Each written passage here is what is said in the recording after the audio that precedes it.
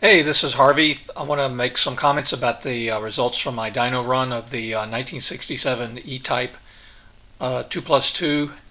This is an E-Type with a 4.2 liter dual overhead cam XK engine, hemispheric heads.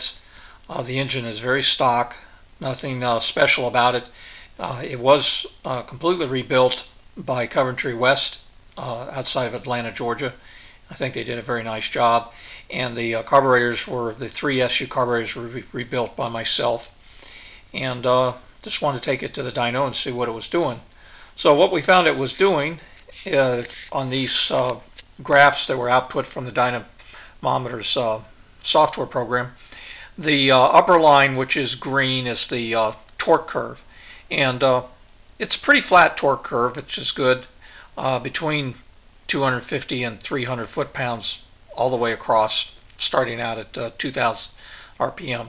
The XK engine is known to have good low-end torque, and this line certainly shows it. One handy thing that you can do is refer to brochures that are available on Jaglover's website, and I pulled up a brochure for a 1968 2+2, and the factory torque specs were 283 foot-pounds at 4,000 RPM.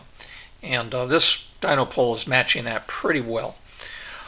Horsepower curve, basically horsepower is torque multiplied by a factor, so the higher the RPM, the better your horsepower. So that's a climbing curve, and in this dyno run it peaked out at 206 horsepower at 4,300 RPM. The factory number was 265 horsepower at 5,400 RPM. A couple of things there. This is a chassis dynamometer, so this is rear wheel horsepower. There are various estimates of the losses, but probably on the order of 20% from the rear wheels back to the flywheel. And also the original horsepower curves for the engine are pretty well acknowledged to be optimistic, but and it was a very highly tuned engine by factory engineers and technicians. So 206 horsepower, not bad. And one disappointing factor here is it seems to peak out around 4,500 RPM. Probably will revisit this and see if I can get another 500 RPM out of the engine. It could be there's some airflow issues or what have you. Now this run was made, checking after the fact, this run was made with 30 degrees of timing advance.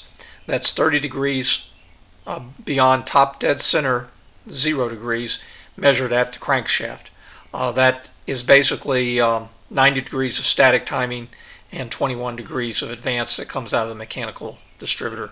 We tried the timing at greater advance and actually found that the results were worse, that the torque and horsepower were going down a little bit.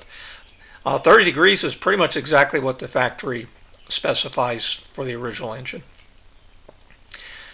Looking at fuel-air mixture, this graph is a little hard to read, but the bottom line is that the fuel-air mixture for this run started out around 13 and then up around mid-range RPM, 33,000 to 3,500. Started to get a little rich, and it wound up being around 12 to 1 air-fuel mixture at the peak horsepower. Now we made an initial set of runs with the standard needles, which are UM, and found that the fuel-air mixture was around 14 to 16. And on this hemispherical head engine, that's probably not the best number to get power.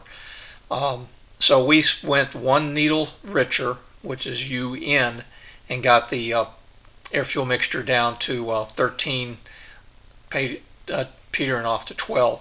Again, 12 at the upper end is a little rich, even for good power, and this may be another indication that there's some airflow issues through the stock air filter system. So those are the results of the dyno run, and I found it to be quite interesting. Had it done at Olthoff Racing, which is outside of Mooresville, North Carolina. Great folks to work with, very reasonably priced. I would recommend anybody check them out if they live anywhere in the Virginia, North Carolina, South Carolina region.